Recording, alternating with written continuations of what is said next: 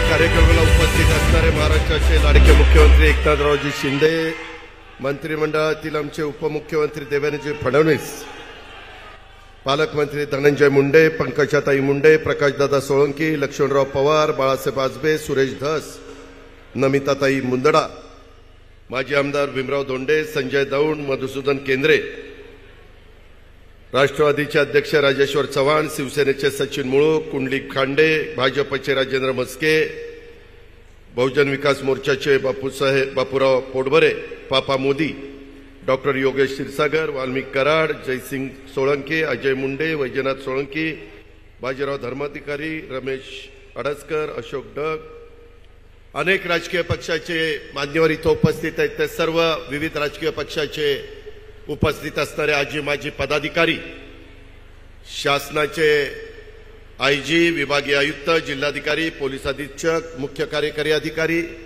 शासनाचा विविध खात्याचा उपस्थित असणारा अधिकारी वर्ग, माझ्या बीड जिल्ह्याच्या कानाकोपऱ्यातून आलेले सगळे लाभार्थी, सगळे प्रतिष्ठित नागरिक, ग्रामस्थ, पत्रकार मित्र, बंधू भगिनींनो आणि माझ्या तरुण मित्रांनो, जरा उशीर झाला। खरं तर हा कार्यक्रम बऱ्याच दिवसापूर्वी होणार होता, पण सतत काही ना काही महत्वाचे कामं निघायची आणि त्याच्यामुळे कार्यक्रम पुढे ढकलला जायचा।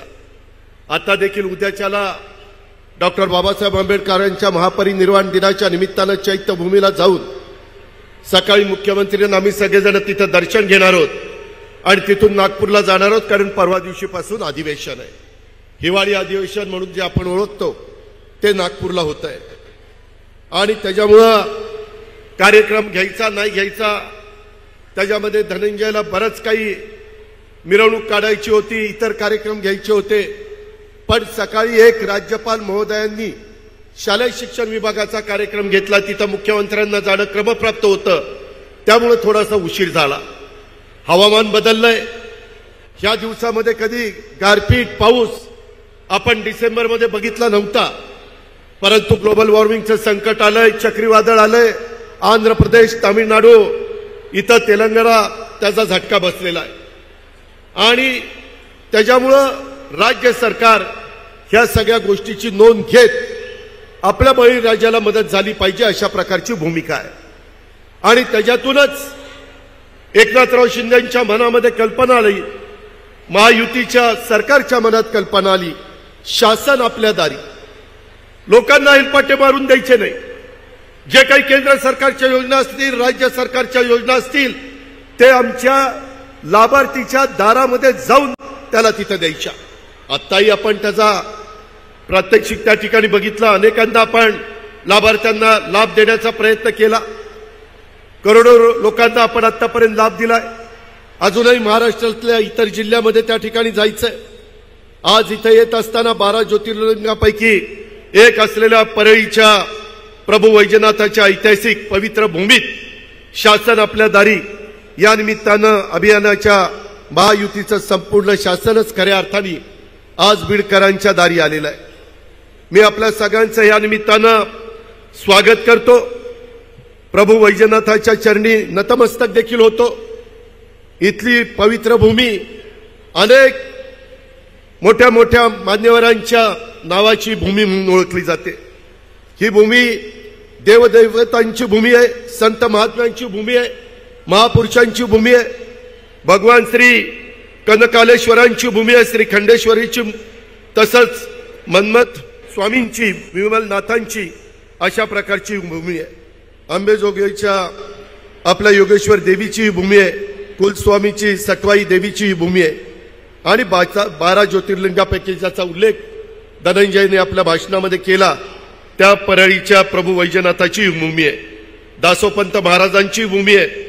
त्याच्यामुळे या समस्त देवदेवतांच्या चरणी मी वंदन करतो आणि बीड जिल्ह्याच्या महाराष्ट्राच्या विकासासाठी काम करत असणाऱ्या ह्या महायुतीच्या सरकारला बळ दे असं साकडं देखील आपल्या सर्वांच्या साक्षीनं मी या ठिकाणी देवतांच्या चरणी त्या ठिकाणी घालतो।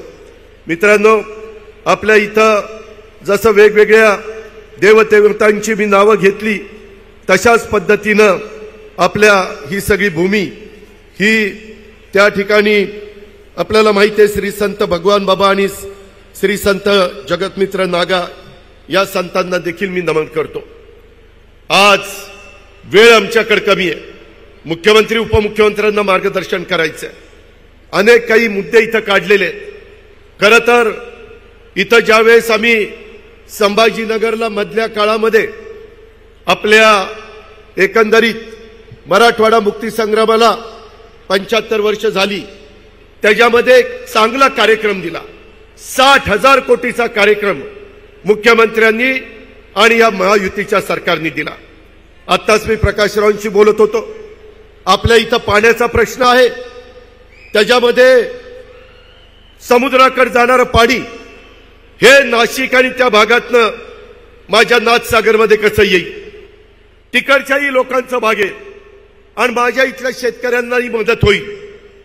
माझ्या इकडच्या भागातलं माजलगाव धरण असेल, इतर धरणं असतील, त्यालाही पाणी मिळेल, अशा प्रकारची योजना ह्या सरकारने आखलेली आहे।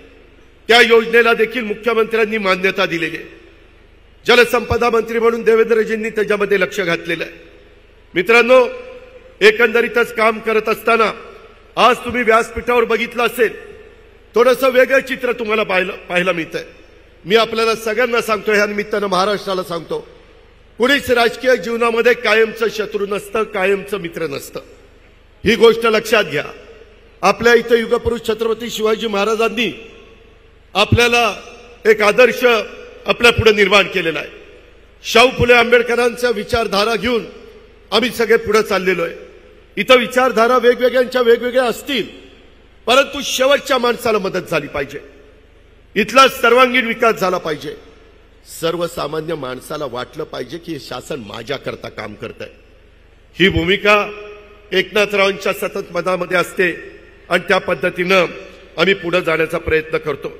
मित्रांनो, अनेक वेगवेगळ्या प्रकारचे प्रश्न आहेत, त्याच्या संदर्भामध्ये हे प्रश्नाचा ओहापोह करत असताना आपल्याला हेही माहिती, आता हेलिकॉप्टरमध्ये उतरत असताना इकडच्या भागामध्ये आल्यानंतर चारी बाजूचे झालेले चांगले रस्ते दिसून येत आहेत, काही रस्त्यांची कामं चालली, येताना देखील माजी मुख्यमंत्र्यांची उपमुख्यमंत्र्यांची चर्चा चालू होती।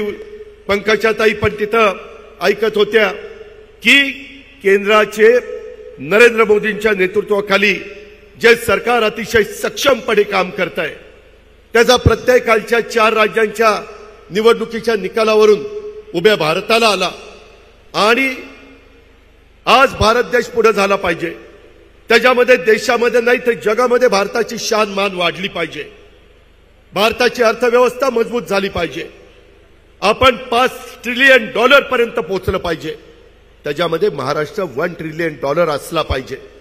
अशा प्रकारे आम्ही सगळेजण काम करतोय, त्याच्यामध्ये विरोधाला विरोध करून काही चालणार नाही। आणि म्हणून राष्ट्रवादी काँग्रेस पक्षाने मधल्या काळामध्ये देशाचे नेते नरेंद्र मोदींच्या आपण भरभक्कम पाठिंबा दिला पाहिजे। अशा प्रकारचे नेतृत्व सारखं सारखं त्या ठिकाणी मिळत नाही आणि त्याच्यामुळं ह्या नेतृत्वाला आपण अधिक पाठबळ दिलं पाहिजे, ह्याच उद्देशाने आम्ही मधल्या काळामध्ये या सरकारमध्ये आलो। कधी कधी बातम्या येतात की यांच्यात मतभेद आहेत, विरोधकांच्याकडे आज कुठलाही मुद्दा राहिलेला नाही आणि त्याच्यामुळे काही पण बातम्या, काही पण कंड्या उठवण्याचं काम करतात। आम्ही सगळेजण अतिशय एकोप्याने सर्व जाती धर्माला कसं आपल्याला बरोबर घेऊन जाता येईल। आज महाराष्ट्रामध्ये त्या आपल्याला माहिती आहे, जाती जातीमध्ये वेगवेगळ्या मागण्या आहेत, सकल मराठा समाजाची आहे, माझ्या धनगर समाजाची आहे, माझ्या आदिवासी समाजाची आहे, माझ्या ओबीसी समाजाची आहे। जरूर डॉक्टर बाबासाहेब आंबेडकरांनी संविधानाच्या माध्यमातून हा अधिकार प्रत्येकाला दिलेला आहे। तुम्ही तुमच्या मागण्या रास्त पद्धतीनं कायदा हातामध्ये न घेता मागू शकता। सरकार म्हणून स्वतः एकनाथरावांनी त्याच्याबद्दलचा शब्द, ज्या दिवशी दसरा होता, दसऱ्याच्या सभेमध्ये मुंबई ही आपली सगळ्याची राजधानी, देशाची आर्थिक राजधानी तिथे दिलेला आहे। त्याच्याबद्दल कमिटी नेमलेली आहे, त्याच्याबद्दल अभ्यास चाललेला आहे, त्याच्यात कुठेही आम्ही दुर्लक्ष करत नाहीये। ही गोष्ट माझ्या परळीच्या शासन आपल्या दारी कार्यक्रमाच्या निमित्तानं तुम्हाला तर मला सांगायचंच, परंतु महाराष्ट्राला जनतेला पण सांगायचंय. मित्रांनो, ह्याच्या संदर्भामध्ये ज्यांच्या तोंडामध्ये आरक्षणाचा घास घातलाय त्याला धक्का न लावता इतरांना पण आरक्षण देण्याची भूमिका महायुतीच्या सरकारची, एकनाथराव शिंदेची, देवेंद्रजींची, माझी आणि आमच्या सगळ्या सहकाऱ्यांची आहे. सगळ्या विरोधी पक्षाला पण आम्ही विश्वासात घेतलं. स्वतः मुख्यमंत्र्यांच्या अध्यक्षतेखाली सह्याद्रीला बैठक झाली, त्यांनी पण त्या सगळ्या गोष्टीला पाठिंबा दिला. पण आपल्याला आपल्या बाप दादांनी, वरिष्ठांनी जाती जातीमध्ये अंतर पाडायला, तेढ निर्माण करायला, जाती जातीमध्ये त्या ठिकाणी कुठंतरी एकमेकाच्या मनामध्ये वेगळ्या प्रकारची भावना निर्माण करायला सांगितलेलं नाहीये. शिवाजी महाराजांनी पण 18 पगड जातीला घेऊन हिंदवी स्वराज्याची स्थापना केलेला इतिहास आपल्या सगळ्यांच्या समोर आहे. आणि महायुतीचं सरकार देखील या राज्यातल्या चांद्यापासून बांद्यापर्यंत 18 पगड जातीला बरोबर घेऊन पुढे चाललेलं आहे. आणि हे पुढे जात असताना देशातल्या वेगवेगळ्या राज्यांचे जे निकाल लागलेले आहेत त्यामध्ये त्यांनी देखील स्वतः पंतप्रधान नरेंद्र मोदी साहेबांना अतिशय मोठ्या प्रमाणावर पाठबळ त्या बाबतीमध्ये दिलेलं आहे.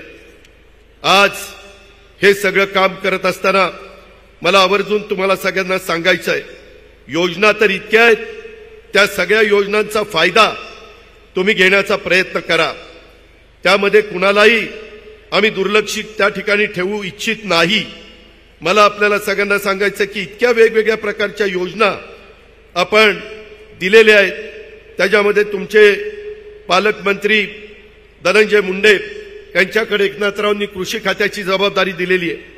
एक चांगल्या पद्धतीनं गेल्या 4 महिन्यामध्ये 150 दिवसात 75 निर्णय कृषी विभागाने एकनाथराव शिंदेच्या नेतृत्वाखाली धनंजयच्या मदतीने घेतलेले.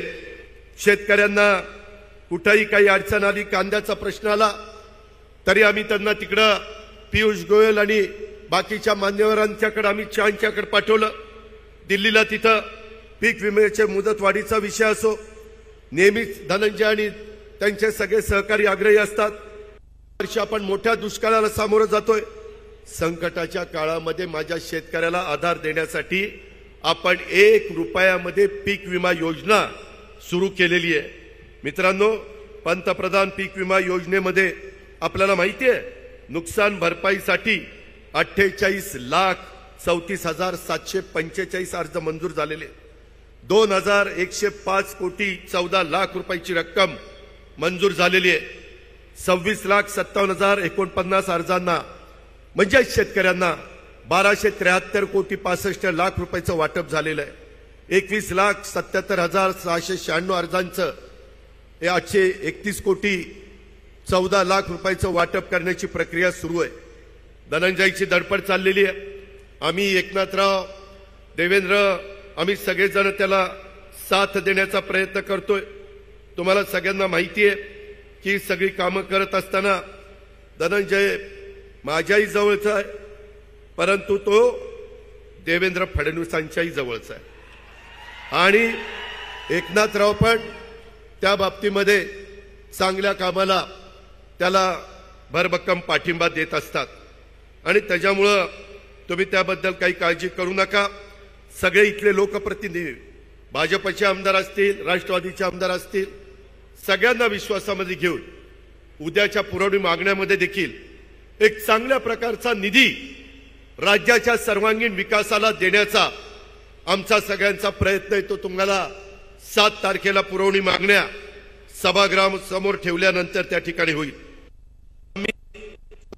एकनाथरावजी मुंडे सभा, स्वर्गीय गोपीनाथ मुंडे ऊसतोड कामगार न्याय देण्याचा प्रयत्न आम्ही त्या ठिकाणी एक लोकनेता त्यांची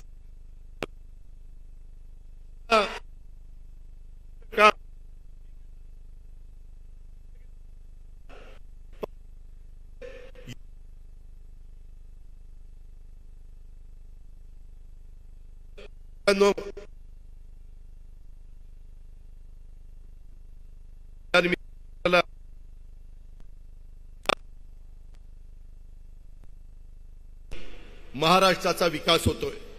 कालच नौदल दलाच्या निमित्तानं दौऱ्यावर होते।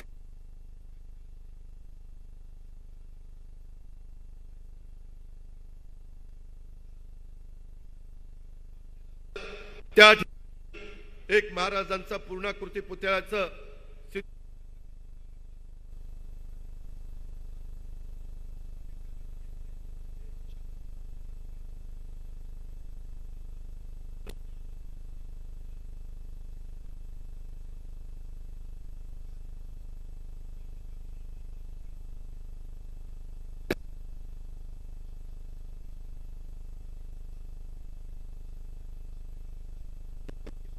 मनामध्ये महाराष्ट्राच्या विकासासाठी आता केंद्र सरकारची जोड मिळालेली आहे। राज्याच्या विकासासाठी आवश्यक असणाऱ्या निधीची कोणतीच कमतरता आपल्याला भासणार नाही, परंतु आपण सगळ्यांनी एकोपा ठेवला पाहिजे। उद्याच्या येणाऱ्या लोकसभेच्या निवडणुकीच्या निमित्तानं तिसऱ्यांदा या देशाचा पंतप्रधान नरेंद्र मोदी साहेबांना करण्याकरता 48 पैकी कमीत कमी 45 जागा तरी निवडून आणण्याचं काम हे आपल्याला सगळ्यांना करायचं आहे। त्याकरता तुमच्या आशीर्वादाची गरज, त्याकरता तुमच्या भरभक्कम पाठिंब्याची गरज ही आम्हाला हवी आहे।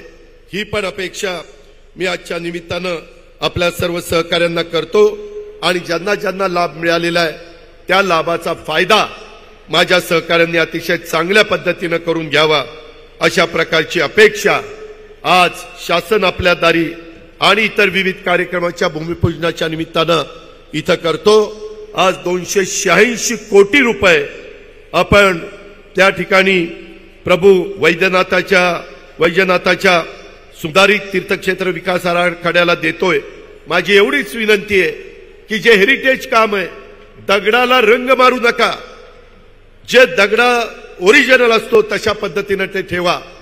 आत्ताच येताना आमची चर्चा झाली, पांडुरंगाचं विठ्ठलाचं पण तिथला जीर्णोद्धार करायचं आमच्या महायुतीच्या सरकारच्या मनामध्ये आहे। एकनाथराव म्हणले लवकरच आपण तेही काम सुरू करू। जिथं जिथं महत्वाची तीर्थस्थळं आहेत, मग ती कुठल्याही जाती धर्माची असो, तिथं भाविक जातात, तिथं सुविधा मिळाल्या पाहिजेत। अशा प्रकारचा संकल्प, अशा प्रकारचा निश्चय आम्ही सगळ्यांनी केलेला आहे। देश पातळीवर तशा प्रकारचं काम हे मोदी साहेबांनी उभं केलेलं आहे। तशा पद्धतीने आपल्या राज्यामध्ये देखील आम्ही सगळेजण काम करू इच्छितोय। इतर देखील प्रश्न अतिशय तडफेडी सोडवण्याच्या करता आम्ही कुठं कमी पडणार नाही हा शब्द आपल्याला सगळ्यांना देतो आणि या ठिकाणी थांबतो। जय हिंद, जय महाराष्ट्र। छत्रपतींचा विचार म्हणजे